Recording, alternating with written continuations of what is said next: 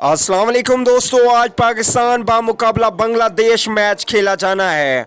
तो इस मैच में पाकिस्तानी टीम में सिर्फ एक ही तब्दीली का इम्कान है।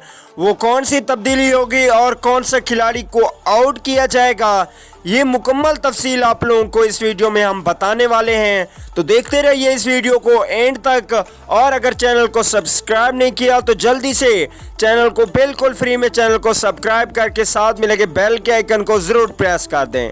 दोस्तों चैनल सब्सक्राइब ज़रूर कीजिए, आपको यहाँ पे हर बदलती हुई न्यूज़ बिल्कुल फ्री में मिलेगी। चलिए दोस्तों देख लेते हैं आज की तब्दीली जो बांग्लादेश के खिलाफ की जाएगी।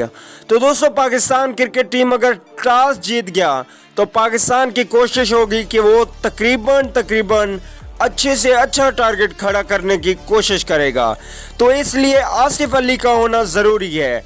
अगर पाकिस्तान टॉस हार जाती है तो फिर वहाब रियाज को रेस्ट दी जाएगी, क्योंकि पाकिस्तान सेमीफाइनल से तो वैसे ही बाहर हो जाएगा, और उसके बाद वहाब रियाज की जगह पे हसन अली को मौका दिया जाएगा, क्योंकि वहाब रियाज की उंगली ज़्यादा ज़ख्मी है और अगर वो पाकिस्तान के लिए कुछ कर सकते हैं तो उनको खिलाएंगे।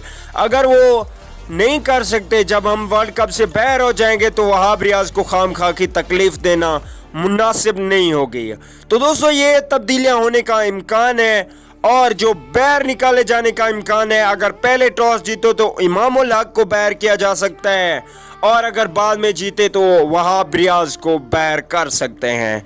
तो दोस्तों कमेंट करके ज़रूर बताइएगा कि आसिफ अली का होना ज़रूरी है या नहीं। अगली वीडियो तक के लिए इजाज़त दीजिए।